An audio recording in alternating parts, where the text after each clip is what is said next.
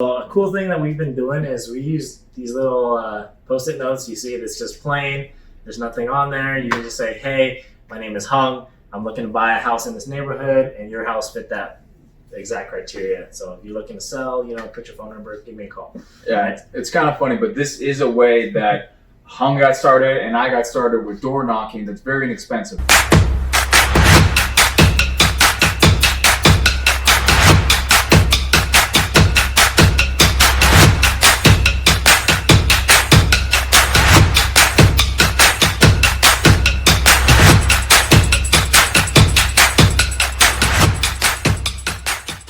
What's going on, guys? Hermes Entourage back at episode 5. This is Michael. Dominic. This is Hung. And today what we're going to do is we're going to show you the 5 ways to actually get started in wholesaling with little to no money. So Michael, you want to start us off? Yeah, the first one, it's pretty simple. Driving for dollars. Now, what does that mean? We're going to be driving around neighborhoods. You usually start with your own neighborhood that you're driving around in, but you can do any neighborhood really. And what you're looking for are some keys on houses that look distressed. And what we mean by distressed is, are the windows boarded up? Does the roof look like it's caving in? Is the grass really high up on and has been cut in a long while? These are signs of distressed financial owner, and those are the signs you're looking for when you're driving for dollars. Yes, a lot of stuff you can actually look for. Roof is peeling, paint chipping, even the fence is falling over, long grass, stuff like that. You want to look for all those. So when you're driving for dollars, obviously bring a notebook with you guys, write down the address of the house that you're like, okay, maybe that house has potential. Let me write down the address, and then you see if I'm either going to door knock or I'm going to call the owner later on. Yeah, which brings us to our next point. Is actually door knocking. Door knocking is extremely an easy tactic for you to do. Kind of get your feet wet by talking to your neighbors and stuff like that. Just make sure that you're loose, relaxed. The first time I went door knocking, I couldn't even say a word, and the lady was actually going through foreclosure, so It was super weird. It's funny, like public speaking is our number 1 fear as humans, but door knocking is probably number 2. Because you're going to someone's personal house, and now you're going with the intention of you want to buy their house. So it's a strange instant. So. Yeah, and so the cool thing about door knocking is that it doesn't really need you to do anything except for going to the neighborhood. So a cool thing that we've been doing is we use these little post-it notes. You see it, it's just plain.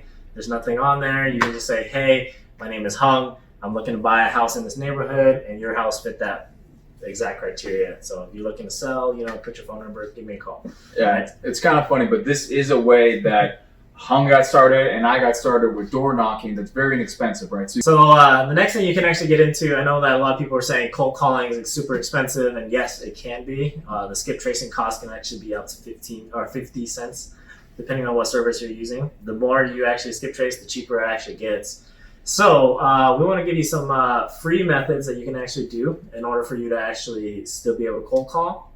I mean, it's not going to be as effective as the 50 cents, but at least it'll get you started, right? So free ways that you can get lists, and lists that you're going to want to look into: pre-foreclosure lists, probate lists, things like that. Go down your local county assessor's office, and you're going to stand in line for a while. Trust me, but it's going to be a good learning experience. It's going to be fun. You're going to go down there. You're going to ask the assessors for pre-foreclosure lists, homes that might be in probate. Sometimes, depending on where you live, what state, they may charge you per lead. But most of the time, it's free public information.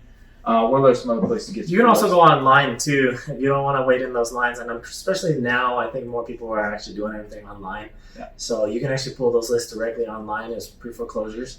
The other places that are actually pretty good is title companies. Title companies actually have list providers, and they also want to help you close more deals so that they can get more business as well.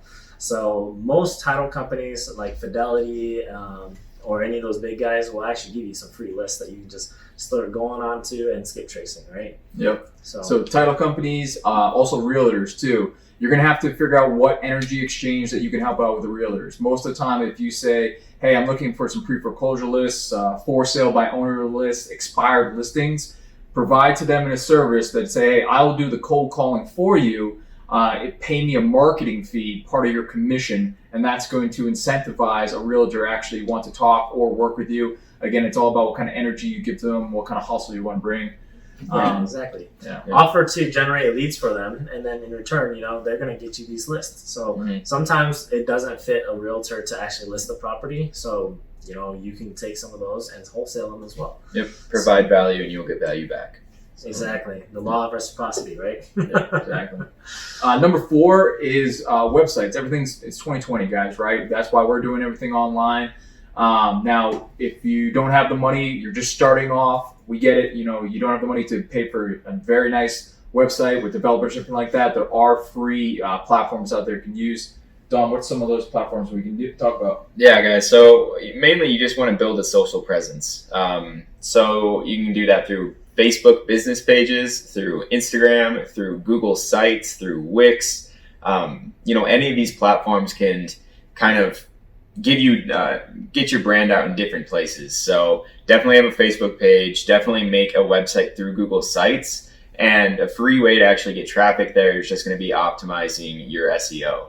Write blogs, and just optimize that SEO to rank high in Google so you don't actually have to spend any marketing dollars. And if you do have the budget to spend some marketing dollars, it's definitely worth running some traffic there as well. But there are free ways to do that. For sure.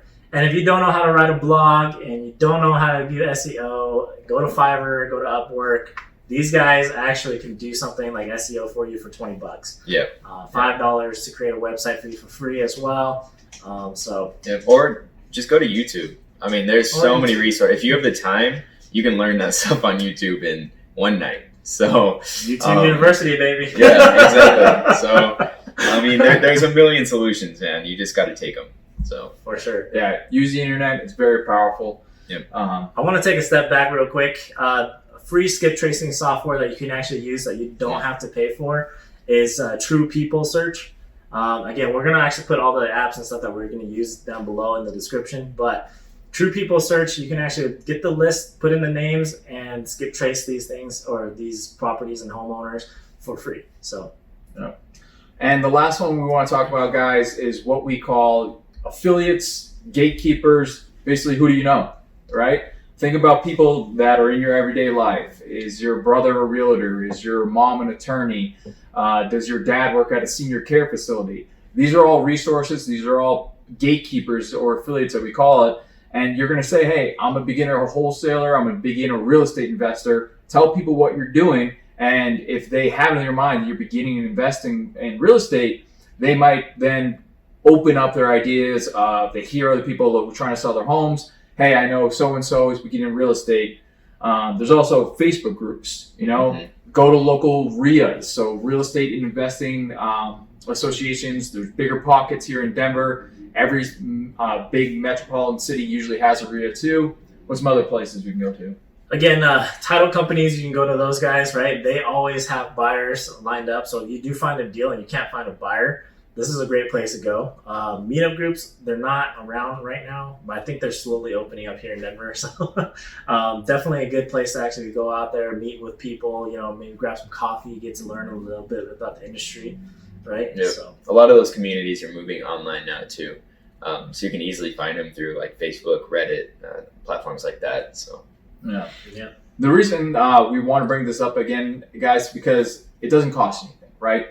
You're just talking to people and you're putting yourself out there, and you're at the end of the day, you're trying to make it a win-win for each party.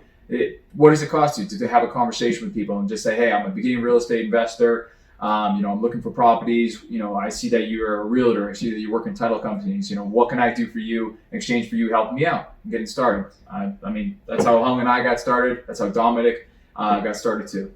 Yeah. So one person that actually mentions this a lot is Russell Brunson, his Dream 100.